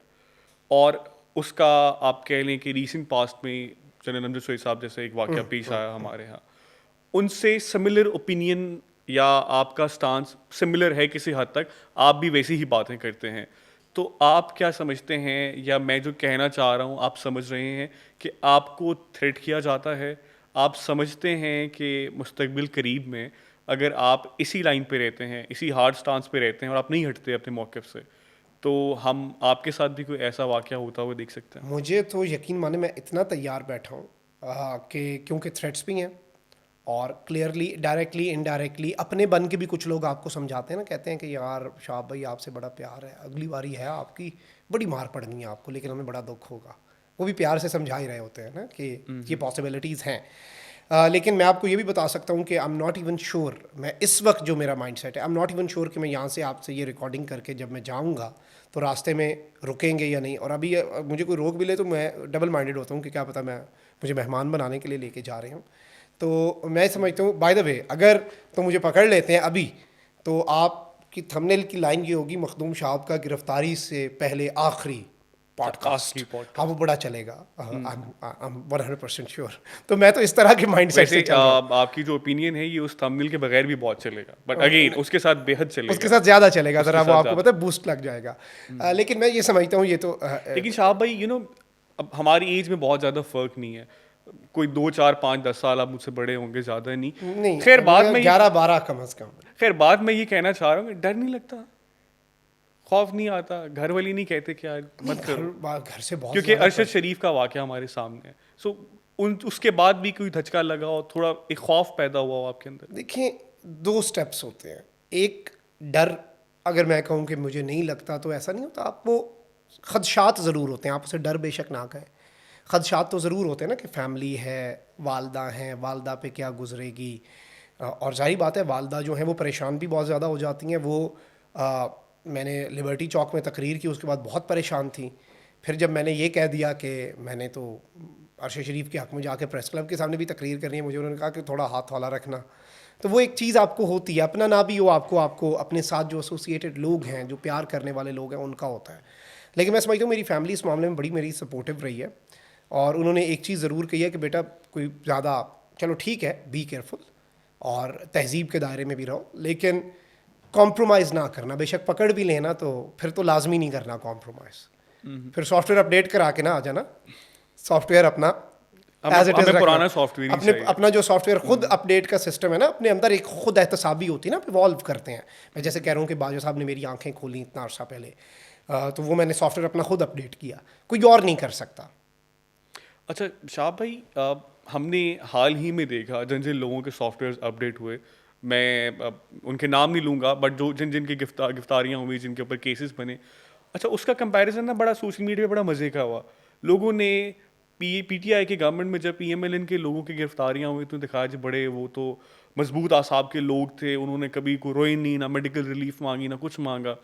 दूसरी तरफ पीटीआई के लोगों की पिक्चर्स वीडियोस लगाई कि वो कितने बेबस हो गए जब उनको गिरफ्तार किया गया, और वो अपने घुटनों पे आ गए, लोगों ने रोए भी गिरफ्तारी के बाद भी, उस दौरान भी। तो how do you see this? मतलब आपने पीटीआई को बड़े करीब से देखा, चले अब इमरान खान के साथ आपकी कम मुलाकातें हैं, बट जो मिनिस्टर्स हैं, जो पीटीआई की जो मेंटालिटी है, आपने उसको बड़े करीब से देखा, ऑब्जर्व भी किया, आपने टाइम भी गुजारा। इज देयर एनी ट्रुथ कि वाकई उनके आसाब कमज़ोर हैं, नहीं, वो या आप सारे समझते हैं कंपैरिजन ही वो सारे गलत है? सहाफ़ी जो पकड़े गए हैं और जो बंदे पकड़े गए ना, वो थोड़े लाडले भी थे। पता है, घर में जब आप लाडले बच्चे को डांट पड़े ना, तो वो ज़्यादा हर्ट हो जाता है, उसे आदत नहीं होती। तो वो ज़रा लाडले भी थे ना स्टेट के, चलें, लेट्स एक्सेप्ट दिस ना, जो भी हो जाए। अब बहुत बहुत बड़ा बयान दे रहे हैं आपके वो लाडली तो उनके। एस्टेट के रियासत के, अब पता रियासत नहीं को वो रियासत माँ आप पता समझते नहीं थे, रियासत किसको कह रहे हैं आप। बल्कि नहीं, वो बल्कि रियासत को मैं ये कहूँगा माँ समझने लग पड़े थे हकीकत में। फिर रियासत ने बताया कि मैं माँ नहीं हूँ, तो ये कह लें। उन्होंने बाप वाली सख्ती की उनके साथ। हाँ, नहीं, उन्होंने वो सौतेले बाप वाली सख्ती की। तो मैं समझता हूँ कि उसमें ज़ाहिरी बात है कि किसी की उस चीज़ का मजाक नहीं उड़ाना चाहिए जो उनके साथ हुआ, और जो सोशल मीडिया पे होता है कि भाई इनका तो ये हो गया, वो हो गया, कोई रो पड़ा, कोई ये वो मेडिकल कंडीशंस भी होती हैं। लेकिन मैं ये समझता हूँ कि जो उनके साथ हुआ वो तो गलत है, लेकिन नून लीग के साथ भी जो हुआ, अब आपको वो दोहरा म्यार, मेरा अभी भी हामिद मीर के साथ इख्तलाफ है नज़रियाती, लेकिन जब अरशद शरीफ को शहीद किया गया तो मेरे ज़मीर ने नहीं गवारा किया कि मैं अरशद शरीफ के हक़ में बात करूं विदाउट कंडेमिंग जो पिछलों के साथ हुआ। हामिद मीर के ऊपर जो मैंने शाब लीक्स की, मैं उन पर अभी भी डटा हुआ हूँ, लेकिन हामिद मीर पे होने वाला जो एक फ़िज़िकल अटैक था, अबसार आलम पे हुआ था गालिबन, बिल्कुल। और मतियुल्लाह जान पे हुआ, इन सब पे हुआ। मैंने उस पर कहा कि मैं उस पर पहले, अगर तो उस दौर में मैंने अपनी ज़माना जाहिलियत में मैंने इन्हें हर्ट किया उस एक सर्टन चीज़ पे, तो मैं पहले इनसे माफ़ी मांगता हूँ। अब मैं अरशद शरीफ के लिए बात करूँगा, क्योंकि जहाँ पे आप गलत हों आपको वो चीज़ मान लेनी चाहिए, और इसमें कोई हर्ज नहीं है, और उसमें आप खुद एहतसाबी है ना, आप इवॉल्व करते हैं as a human, you evolve. तो मैंने वो माफ़ी भी मांगी, और मैंने वो माफ़ी नामा जो था उसके अंदर शुरू में लिखा अपनी जाहिलियत का एतराफ़ करते हुए। बहुत से लोगों ने कहा चलो इसने मान लिया मैं जाहिल हूँ, मैंने कहा वो तो मैंने लिखा ही इसलिए था ताकि मुझे ज़्यादा एहसास हो अपने आप को ज़रा, वो आप अपने आप को भी डांटते हैं ना कभी कभी, तो मैंने अपने आप को ज़रा एहसास दिलाने के लिए। तो मैं समझता हूँ कि अगर जो आज गलत है वो उस दौर में भी गलत था। और ख़ान साहब से मेरा एक शिकवा है, ख़ान साहब ने 2-3 दफ़ा हमारे सामने ये बात की कि मेरे दौर में साफ़ियों के साथ जो होता था वो मैं तो नहीं करता था, और साथ ही ख़ान साहब कह देते हैं कि शहबाज शरीफ फाशिस्ट है। फिर तो शहबाज शरीफ भी हुकूमत छोड़ने के बाद यही कहेगा कि मेरे दौर में साफ़ियों के साथ जो होता था वो मैं नहीं करता था। हिम्मत ये है, कम से कम अब ख़ान साहब से हम ये एक्सपेक्ट करेंगे, क्योंकि आपने देखे ना, आपने अवेलेबल ऑप्शंस में से कुछ चूज़ करना है ना, तो एक्सपेक्ट हम ख़ान साहब से ये करेंगे कि इस मरतबा अगर उनके दौर में कुछ हो रहा है और वो ख़ुद उनके कहने पर नहीं हो रहा, तो कुर्सी पे बैठ के कहें। कुर्सी से निकल के तो सब कहते हैं ना कि मैंने नहीं किया, मैंने नहीं किया। This is what I expect from Khan साहब। देखें, जहाँ पे आपको कोई चीज़ बुरी लगे आपको वो कह देनी चाहिए, और ऑब्वियसली जहनी ग़ुलामी तो नहीं करनी आपने किसी की ना। आपको जहाँ पे ख़ान साहब की कोई बात बुरी लगेगी आप उसे हाईलाइट करें, क्योंकि he is a human. Available options में he is the best possible option, मुझे ये लग रहा है, लेकिन उसके बावजूद ही इज़ अ ह्यूमन, उसके अंदर बहुत से मसले होंगे। इस नोट के ऊपर हम अपनी इस कन्वर्सेशन को ख़त्म करते हैं, और मैं एक बात यहाँ एडमिट करना चाहूँगा कि किसी भी बड़े इंसान की सबसे बड़ी खूबी ये होती है कि वो अपनी माजी की गलतियों को एक्सेप्ट करता है। और आपने अपने दौर जहालत के हवाले से हमें बड़ी सैर हासिल कहानियाँ सुनाई, और आपने बताया कि आपने कैसे इवॉल्व किया, और वो जो आपकी आंखों पर पट्टी थी जिन साहब ने बांधी उनसे निकल के आप कैसे आगे आए। एंड आई एम ग्लैड आपने मुझे टाइम दिया, और बड़ी खुली डुली हमारी कैजुअल बड़ा सी मज़ा गपशप आया हुई है। मुझे गपशप लगा के, एंड आई एम ग्लैड कि we had this thank conversation. You, thank you, thank you so much. Thank you. मैं अपने जो देखने वाले हैं उसे इजाज़त चाहूँगा, और इन केस अगर वो इस एपिसोड के हवाले से कोई भी अपना फीडबैक देना चाहें तो कमेंट सेक्शन के लिए खुला है। थैंक यू, अल्लाह हाफ़िज़।